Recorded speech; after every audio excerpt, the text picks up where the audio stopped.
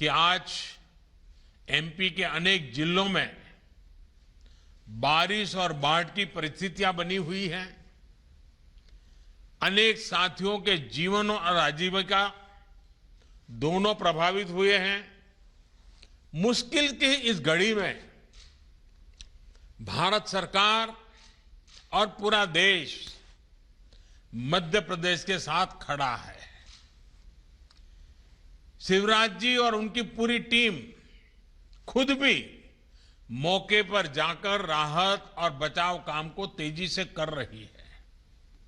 NDRF हो, केंद्रीय बल या फिर हमारे एयरफोर्स के जवान, हर प्रकार की मदद इस स्थिति से निपटने के लिए राज्य सरकार को जो कुछ भी जरूरत है वो सारी मदद उपलब्ध कराई जा रही है।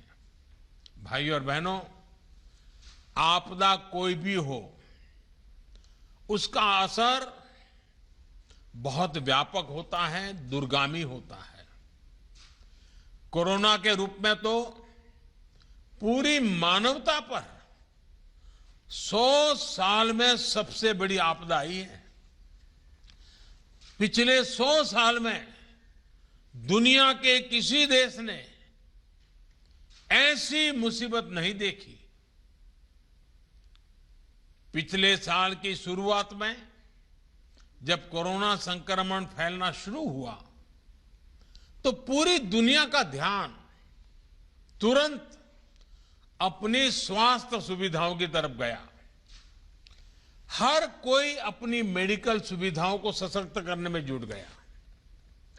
लेकिन इतनी ज्यादा आबादी वाले हमारे भारत के लिए तो ये चुनौती बाकी दुनिया से और भी बड़ी मानी जा सकती है, क्योंकि हमारी आबादी भी बहुत है। हमें कोरोना से बचाव और इलाज के लिए मेडिकल इंफ्रास्ट्रक्चर तो तैयार करना ही था। इस संकट से उपजी दूसरी मुश्किलों को भी हल करना था। कोरोना से बचाव के लिए दुनिया भर में काम रोका गया, आने जाने पर रोक लग गई। इस उपाय से भारत के सामने अनेक और संकट खड़े होने ही थे। इन संकटों पर भी भारत ने, हम सब ने एक साथ मिलकर के काम किया। हमें करोड़ों लोगों तक मुफ्त राशन पहुंचाना था ताकि भुखमरी की स्थिति ना बने। हमारे बहुत सारे साथी गांवों से कामकाज के लिए शहर जाते हैं।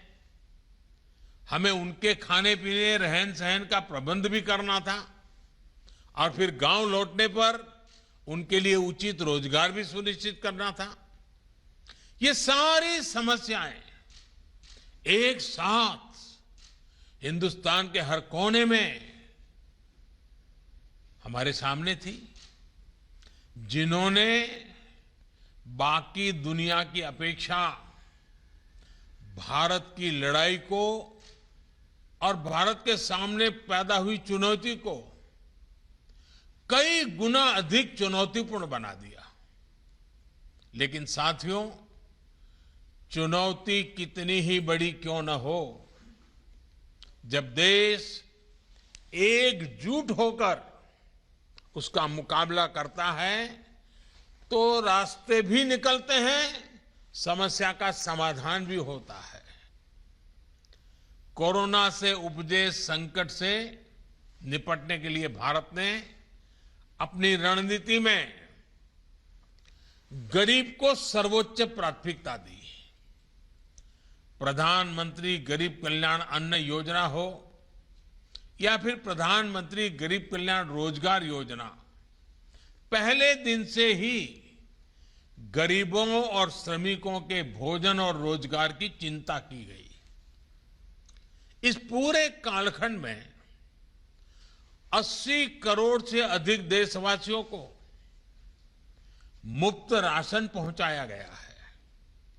सिर्फ गेहूं, चावल और दाल ही नहीं, बल्कि लॉकडाउन के दौरान हमारे 8 करोड़ से अधिक गरीब परिवारों को गैस सिलेंडर भी मुफ्त दिया गया।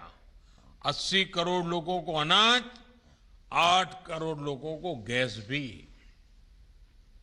यही नहीं, लगभग 20 करोड़ से अधिक बहनों के जनधन बैंक खाते में लगभग 30,000 करोड़ रुपए सीधे कैश ट्रांसफर भी किए गए। श्रमिकों और किसानों के बैंक खातों में भी हजारों करोड़ रुपए जमा किए गए।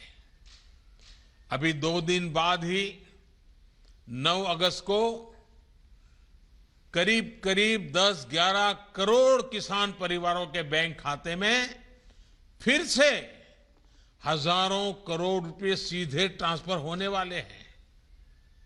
साथियों, इन सारे प्रबंधों के साथ साथ भारत ने मेड इन इंडिया वैक्सीन पर भी पूरा जोर लगाया। यही कारण है कि आज भारत के पास अपनी वैक्सीन है।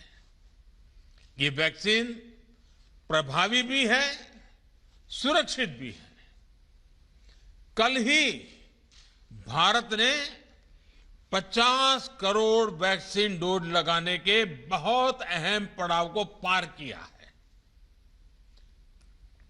दुनिया में ऐसे अनेक देश हैं जिनकी कुल संख्या से भी अधिक टीके भारत एक सप्ताह में लगा रहा है। ये नए भारत का, आत्मनिर्भर होते भारत का नया सामर्थ्य है। कभी हम बाकी दुनिया से पिछड़ जाते थे, आज हम दुनिया से कई कदम आगे हैं। आने वाले दिनों में टीकाकरण की इस गति को हमें और तेज करना है। साथियों, कोरोना से बने हालात में भारत आज जितने मोर्चों पर एक साथ निपट रहा है, वो हमारे देश के सामर्थ्य को दिखाता है। आज दूसरे राज्यों में काम कर रहे श्रमिकों की सुविधा के लिए one nation one ration card की सुविधा दी जा रही है।